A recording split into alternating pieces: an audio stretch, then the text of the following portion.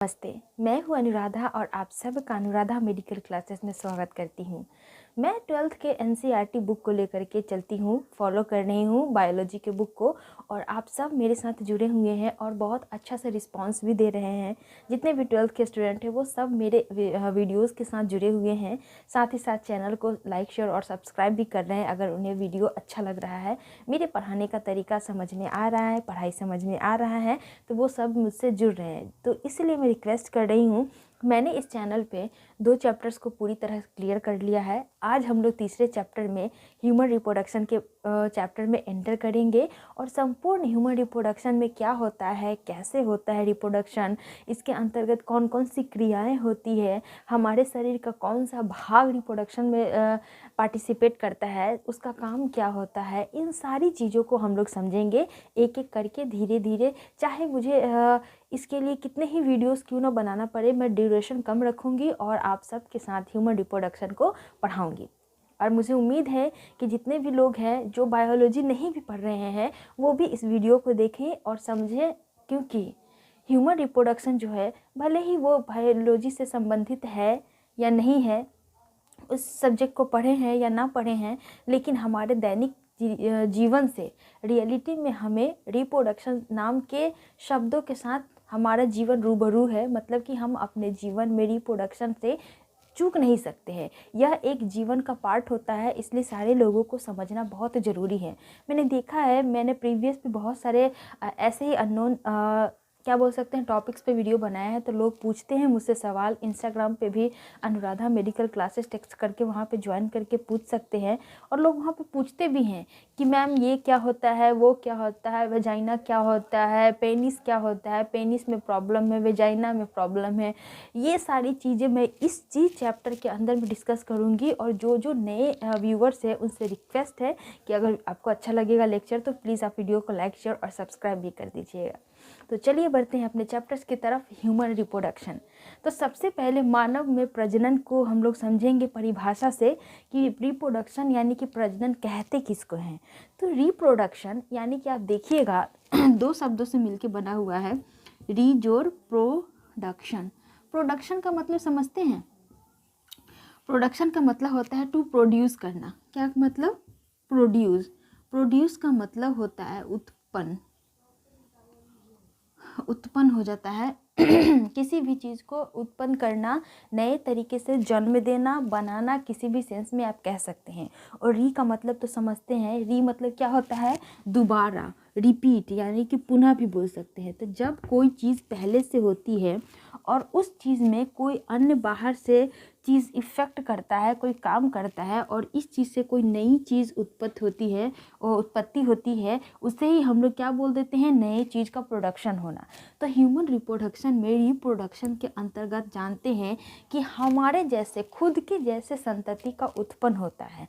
यानी कि कोई भी फीमेल है और वो प्रेग्नेंट होती है, तो वो जब किसी बच्चे को जन्म देती है तो आप देखते हैं कि उस बच्चे में मदर के भी और फादर के भी दोनों के कैरेक्टर होते हैं। किसी का फेस मिलता है, किसी का गुण मिलता है, तो ये दोनों चीज़ वेरी कर सकते हैं मदर और फादर दोनों की तरफ से, ठीक है। तो इस तरह से हम लोग यहाँ पे क्या करते हैं, हमारे ही जैसे एक नए बच्चों को रिप्रोड्यूस करते हैं। That's why it is called reproduction. तो हम लोग ऐसे भी समझ सकते हैं परिभाषा के रूप में कि reproduction is a biological process in which two gametes fuse with each other and form a new offspring. यहाँ पे मैंने बोला कि एक बायोलॉजिकल प्रोसेस है। बायोलॉजिकल का मतलब होता है जिसमें हम लोग प्रत्यक्ष रूप से शामिल होते हैं और किसी भी चीज़ को छूते हैं, शारीरिक रूप से, भौतिक रूप से बोल सकते हैं, किसी भी चीज़ तरीके से हम 2 चीज़ों के बीच में कांटेक्ट करते हैं physically. That's why it is called biological. क्योंकि 2 तरह से रिप्रोडक्शन होता है, असेक्सुअल होता है और सेक्सुअल रिप्रोडक्शन होता है। असेक्सुअल का मतलब होता है फॉल्स रिप्रोडक्शन, यानी कि मैंने पहले ही चैप्टर में बहुत अच्छे से पढ़ाया है असेक्सुअल और सेक्सुअल रिप्रोडक्शन में क्या डिफरेंसेस होते हैं, बट फिर भी मैं यहाँ बता देती हूँ कि असेक्सुअल जिसमें 2 गैमेट का ज़रूरत नहीं होता है, 2 पेरेंट का ज़रूरत नहीं होता है, जैसा कि सेक्सुअल रिप्रोडक्शन में होता है। जैसे कि हमारे द्वारा, हम मनुष्य में जो होता है, जिसमें हम एक मदर को लेते हैं और एक फादर को लेते हैं, तो मदर की तरफ से गैमेट आता है और फादर की तरफ से भी गैमेट आता है, जिसको हम लोग ओवरी एंड टेस्टिस स्पर्म बोलते हैं, वो दोनों का क्या होता है, फ्यूजन होता है, देन एक नए बच्चे का जन्म होता है। तो इस तरह से हम लोग बोल रहे हैं कि क्या होता है, बायोलॉजिकल प्रोसेस होता है और 2 गैमेट्स फ्यूज़ करके नए बच्चे को जन्म देते हैं। अब देखिए बहुत सारे लोगों के मुँह से सुने भी होंगे सेक्स ऑर्गन, है ना, क्या सुने होंगे, सेक्स ऑर्गन सुने होंगे कि कौन सा सेक्स ऑर्गन होता है और इसका काम क्या होता है। तो बेसिकली आज के इस वीडियो में हम लोग पहला ही टॉपिक के अंदर में घुसेंगे और बात करेंगे टाइप ऑफ सेक्स ऑर्गन, जिसमें मैंने लिखा हुआ है कि 2 तरह के होते हैं, प्राइमरी सेक्स ऑर्गन और दूसरे में होते हैं सेकेंडरी सेक्स ऑर्गन। ये जो होता है इसके कुछ अपने काम होते हैं, इसके कुछ अपने काम होते हैं। तो सबसे पहले प्राइमरी सेक्स ऑर्गन का काम क्या होता है, यह रिस्पॉन्सिबल होता है गैमेटोजेनेसिस के लिए और सिक्रीशन ऑफ सेक्स हार्मोन के लिए। देखिए गैमेटोजेनेसिस, गैमिट मतलब क्या होता है, युग्मक होता है हिंदी में, और जेनेसिस का मतलब होता है फॉर्मेशन, मतलब कोई भी चीज़ का बनना। तो देखिए गैमेटोजेनेसिस मतलब हो गया formation of gamete, male gamete भी और फीमेल गैमिट भी, दोनों इसमें इंक्लूड है। तो पहले जो प्राइमरी सेक्स ऑर्गन जो होते हैं उसका काम होता है किसी भी गैमिट को बनाना। जैसे एग्जांपल में देखिए टेस्टिस हो गया और ओवरी हो गया। तो आप जानते हैं टेस्टिस से जो होता है गैमिट बनाता है, कौन गैमिट बनता है, स्पर्म बनता है, और ओवरी से कौन सा गैमिट बनता है, ओवा बनता है। आप जानते हैं स्पर्म को हम लोग शुक्राणु बोलते हैं और ओवा को हम लोग अंडाणु बोलते हैं या फिर अंडा भी बोलते हैं। तो पहला काम क्या हो गया प्राइमरी सेक्स ऑर्गन का, दैट मीन्स अगर कोई पूछे कि टेस्टिस और ओवरी कौन सा सेक्स ऑर्गन है तो आप क्या बताएंगे, प्राइमरी सेक्स ऑर्गन है, जिसका मुख्य काम होता है गैमिट को बनाना, जिसमें बेसिकली टेस्टिस हो गया, टेस्टिस स्पर्म को बनाता है और ओवरी ओवा को बनाता है और रिलीज करता है। दूसरा जो है सिक्रीशन ऑफ सेक्स हार्मोन। अब देखिए जब भी इस प्रकार की फिजिकल रिलेशनशिप स्थापित होती है तो फिर आप देखते हैं कि स्पर्म के साथ बहुत ज़्यादा फ्लूइड भी क्या होती है, डिस्चार्ज होती है, यानी कि लिक्विड पदार्थ भी आपके बॉडी से बाहर रिलीज होता है। तो उस लिक्विड पदार्थ में कुछ हार्मोन्स होते हैं, जैसे कि बल्बो यूरेथ्रल ग्लैंड से चिपचिपा द्रव स्राव निकलता है, प्रोस्टेट ग्लैंड से भी निकलता है, और भी बहुत सारे ग्लैंड्स हैं जो मैं आगे धीरे धीरे पढ़ाऊंगी। तो उन सारे ग्लैंड से हार्मोन का सिक्रीशन होता है जो आपके स्पर्म को चिपचिपा बनाता है, ताकि वह एक अच्छे से रास्ते से होते हुए फीमेल के बॉडी में इजेक्ट हो सके। तो इस चीज़ के लिए भी क्या होता है, प्राइमरी सेक्स ऑर्गन रिस्पॉन्सिबल होता है कि सिक्रीशन सेक्स हार्मोन। आ गई बात आपको समझ में। अब प्राइमरी सेक्स ऑर्गन का काम समझ में आ गया होगा तो हम लोग बढ़ते हैं सेकेंडरी सेक्स ऑर्गन का।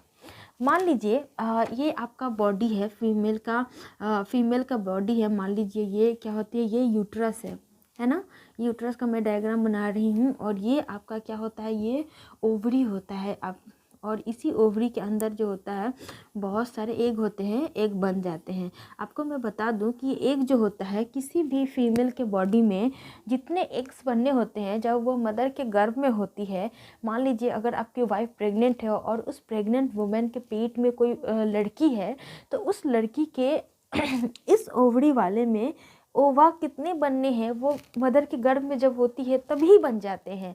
बस बाद में जब उनका जन्म हो जाता है तो 12-13 वर्ष की एज तक यह ओवा परिपक्व होने लगते हैं एक एक करके, और वही मेंस्ट्रुअल साइकिल के फॉर्म में बाहर निकलते हैं। और 40 से 45 वर्ष के एज में यह मेंस्ट्रुएशन रुक जाता है, जिसको हम लोग मेनोपॉज भी बोलते हैं। और सबसे पहली बार 12-13 वर्ष की अवस्था में होती है, उसको हम लोग मीनार्की बोलते हैं।